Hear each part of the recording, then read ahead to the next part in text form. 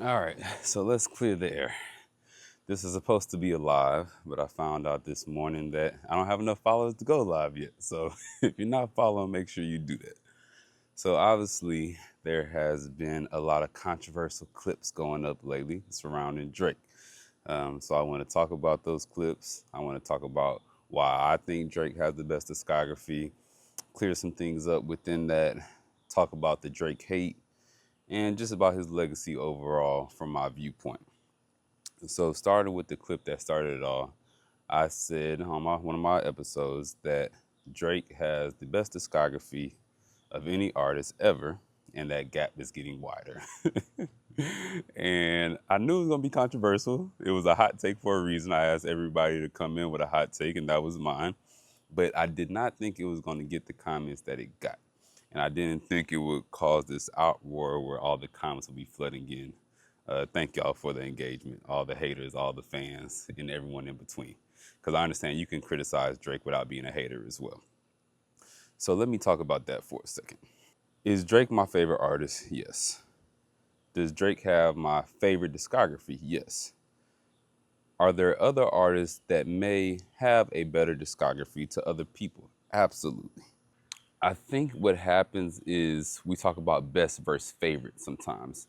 And best, sometimes people look at that as an objective figure, whereas favorite can be much more subjective. Now, music is art, so within that, it's subjective within itself. There are many legends that have came before Drake that I think have amazing discographies. One of those being Stevie Wonder. We got Michael Jackson. We got Beyonce. The list can go on and on of people who have put out great music over the years, who had legendary careers, and who are amazing. When I was thinking about the question for that podcast, which was who has the best discography, I was using all the music that I've listened to in my life to make that opinion on who has the best discography. Now, I do think there's some factual proof to Drake having the best discography ever, but for right now, we'll leave that alone. When I think about the run and longevity of Drake, he has been out for a very long time. In 2007 was the comeback season, So Far Gone 2009. You got Views in 2016, and all the way to now 2026 of Iceman. I have been a fan of him for that period of time.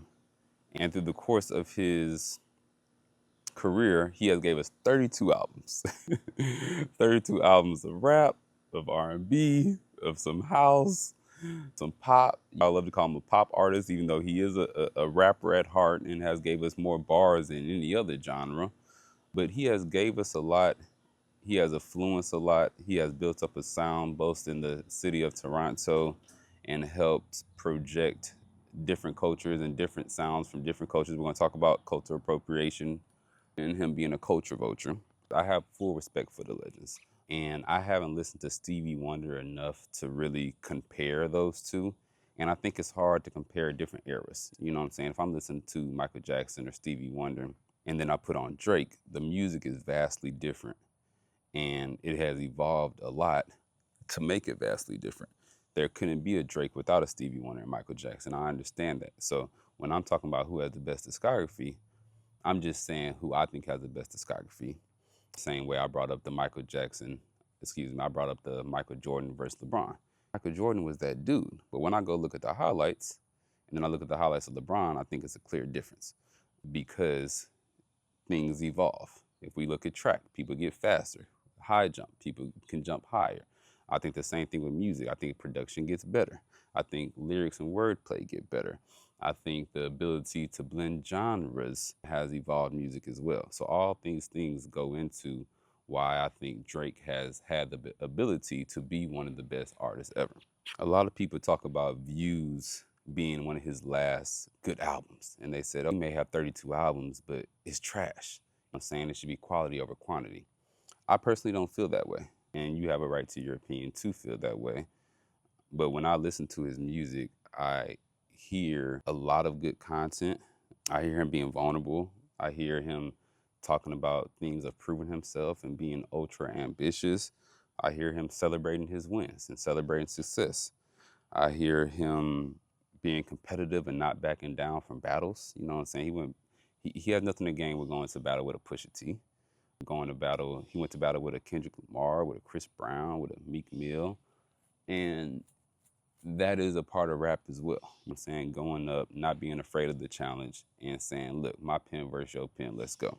He may make music for the girls, but what's wrong with that? I love to see girls singing Drake. I love to see girls Drake and dancing to Drake. I've been in many instances where a girl was dancing on me to Drake.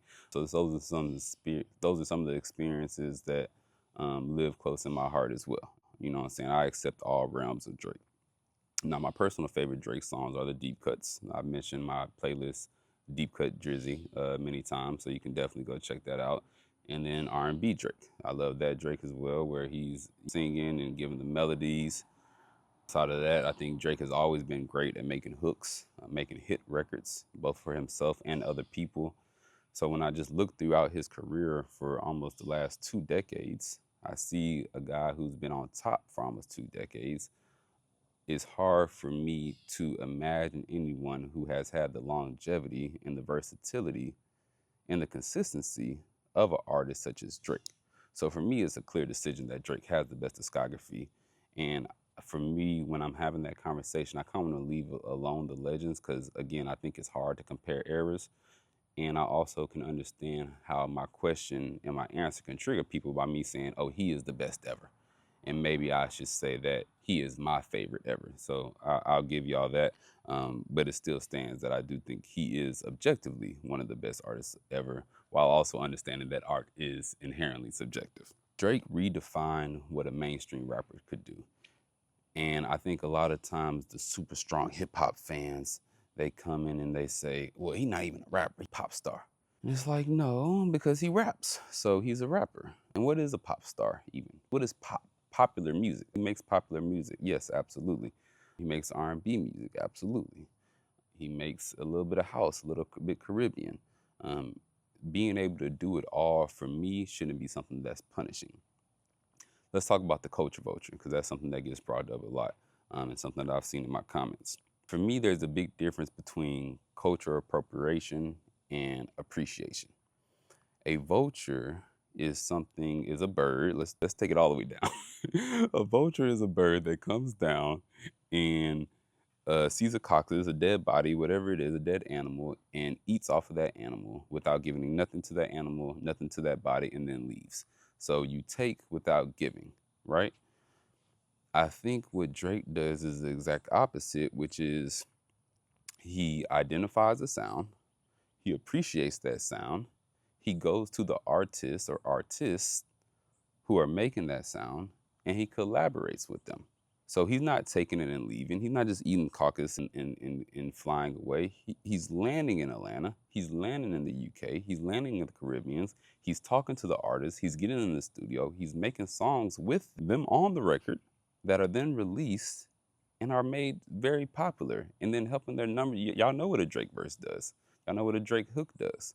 So he collaborates with those artists, helps their career, while also appreciation and showing love to the music that they make and put it on a worldwide stage. And it frustrates me that him doing that is such a negative to people. Now I understand he may take it too far with the accents he may take it too far with the accents sometimes. That's the one thing that I would give people, you know what I'm saying, stick to the Canadian accent. I totally understand that. But hey, I do love Jamaican accents and Caribbean accents and Mexican accents. I'm from Houston. I do that all the time, and I think it's out of jest. I can think about it out of fun. I think it'll be out of love. I'm well traveled, and so I'm speaking from a place of privilege. And for me, someone who can appreciate different cultures is someone who I can relate to. If I go to Mexico, I might put on the sombrero and the whole get up and go to a party where I'm eating their food and drinking their drink and dancing with them and learning the culture. You know, I went to bachata classes, salsa classes. So for me, if I'm learning a new culture, that isn't me stealing from it. That's me learning it and appreciating it, which I think Drake does well. If I go to Jamaica, same thing. You might Rasta man, I might say all these different phrases and lingo that they say just because I think it's cool and it's out of love. That doesn't make me a culture vulture. That means I'm an explorer. You know what I'm saying? That means I can appreciate things and have a good time. You know what I'm saying? And also, just as far as the vulture thing, he's helping these people. He's putting it on mainstream. He's putting it on the world stage. And none of these artists are saying anything bad about it. It's only the people who have, think about the Kendrick Lamars, think about the Rick Rosses, think about all the people that have hated him now. In the beginning, they were all praising him. Think about all the people he's helped in UK. You don't hear them complaining, right? It's not like these artists are coming down and say, Drake did this, Drake did that, and then he just left. Nah, Drake put us on, and we love him. We appreciate him. Even the other people who he has beefed with early in their career, they're like, oh man, ain't nobody believing me. But speaking of Kendrick, Drake gave me that interlude and took me on tour as well. So I think he's done a lot for hip hop that he doesn't get credit for. Speaking of hip hop, because y'all want to stick on hip hop so bad and dismiss him from the culture, dismiss him from the genre, battle rapping is something big in hip hop, which not only has he done many times, but he's also contributed to IRLs and, saying, push that culture forward of battle rap. Also, people like to say he's not from the culture. Yes, he's mixed. Yes, he's from Canada.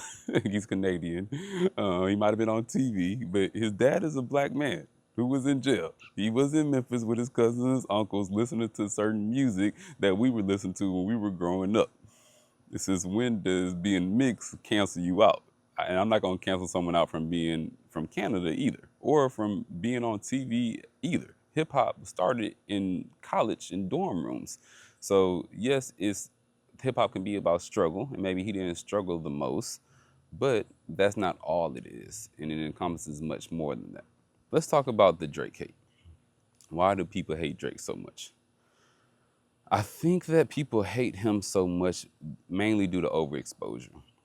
I think that when you're on the top for that long, there's a certain fatigue that happens to where people get tired of the same artist being the top artist. Similar to a Michael Jordan, similar to a LeBron James.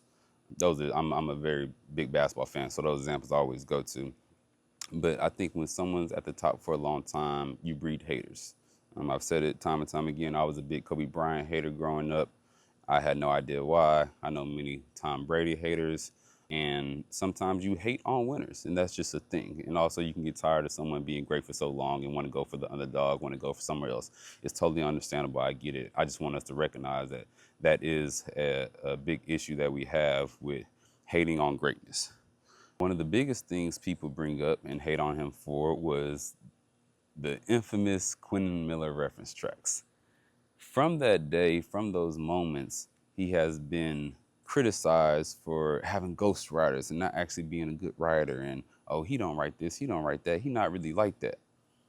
Quentin Miller, the reference tracks that came out, it was only for about 3 songs. It was for Know Yourself, it was for 10 Bands, and it was for Used To.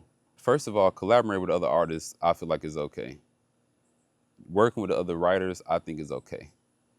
But we have to think about the 32 albums he's given us. How many songs are on that album? And we're talking about 3 songs? Even if it was 10 songs, 15 songs, so what? He has written the vast majority of his discography. His wordplay is out of this world. His storytelling is out of this world. His relatability is out of this world. He literally has the most captions on Instagram, TikTok, whatever, probably way back in MySpace, Facebook, than any other artist. We can't sit here and say he's not a good writer just because a couple of reference tracks came out. This just doesn't make any sense. He's also written multiple songs for Kanye West. He's written for Beyonce. He's written for Alicia Keys. So he showed his penmanship not only through his own music, but through other artists. And it's well documented that from other artists that he is a really good writer. So is he a culture vulture? No, not to me. He appreciates the cultures and he puts cultures on and he lifts those artists up. Is he not hip hop enough? No, not to me. He's always been a rapper first, even though he has changed what it is to be a rapper. Doing other genres, I think it's a good thing that a rapper doesn't have to rap and they can rap and sing. And they can do house if they want to, or party music, disco, pop. They can do whatever you want. I think once we start pulling this hole and say, no, we're just hip hop, gotta rap, rap, rap, rap, rap, then we're limiting our reach. We're limiting the amount of fun we can have, how much we can enjoy the art. And I think it's really only our culture that pigeonholes people like that. We could talk about the numbers. I haven't brought those up yet. Now, when Jay-Z was around and said, men lie, women lie, numbers don't, it was all cool. And he was talking about the numbers. Hey, I'm the best-selling artist. Hey, look at these albums. Look at these awards. But now when we do it for Drake, it's, oh no, awards don't mean nothing, awards don't mean nothing.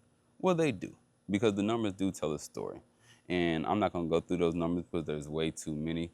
But he's been the top artist for a long time and has broke every record that you could imagine breaking.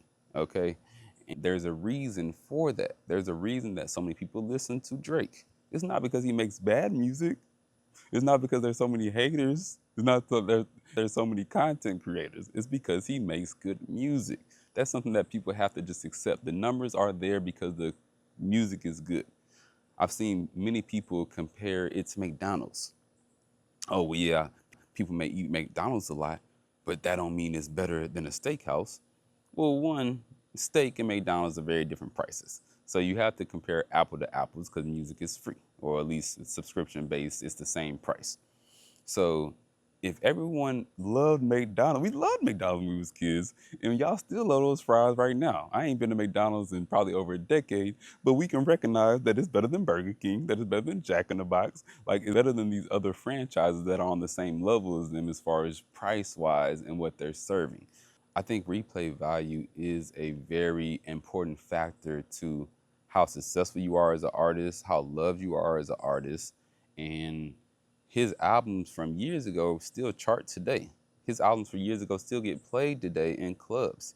He has, ooh, excuse me, there's specific Drake themed parties and different ones. You got the Drake themed R&B parties. You got just the Drake themed parties. You got some kickbacks and parties I went to that are playing the house music, the Honestly Never Minds and the Maid of Honors. It's what point do we take a step back, look at all the music he's given us over almost 20 years and just appreciate it and salute him? And I think a lot of times we wait till an artist is dead, we wait till a player is retired to give them their flowers. And I'm the opposite, where even with people coming up, they love to say I glaze, even on my interviews that with up and coming artists, that's just the type of person I am. I want to give that person their flowers early on. I want to let them know they're doing great, especially when they have accomplished as much as Drake. I'm not never going to be shamed by Drake haters or commenters from giving flowers where flowers are due, and I believe Drake deserves those flowers. So in closing, let's talk about his legacy. We could talk about the numbers, but we don't. Look at him though. We could talk about his sound and influence. We said Drake didn't make his sound. Now shout out to 40, he was a big part of that. But that rapping, singing, and everything in between, Drake helped popularize that. The production of 40, the underwater sound, the Toronto sound, the tree of artists that have came under him. Let's talk about The Weeknd. Let's talk about Tory Lanez. Let's talk about Majid Jordan. Let's talk about Division. He has a label as well. He has been out active doing things. Let's talk about how he helped Migos. Let's talk about how he helped Lil Baby, Block Boy JB. Let's talk about how he has helped many artists along his journey. He has continued to lift people up. And a lot of people talk about he's not saying nothing. What does he talk about? In my opinion, his discography and his content has discussed almost everything of adult life. It's addressed hunger, success, love, trust, betrayal, loneliness, friendship, competition, regret, celebration, aging in public, and most importantly, as far as I'm concerned, fun and having fun, whatever that looks like to you. Art should be enjoyable. And just because he makes enjoyable music, that doesn't mean that it is lacks substance. That is a part of life, having fun, celebrating success. Okay? So at the end of the day, yes, I do believe Drake has the best discography. I believe he's had one of the best careers of any artist, both in hip hop and other genres. I believe his longevity, his versatility, his consistency, his cultural relevance, his commercial dominance, his emotional connection to artists, his influence on rap and R&B, his support of developing artists, and his ability to adapt across generations, again, this is almost 20 years, makes him the greatest artist that we have seen and makes him have the best discography that is out. End of story. Thanks for coming to my TED Talk.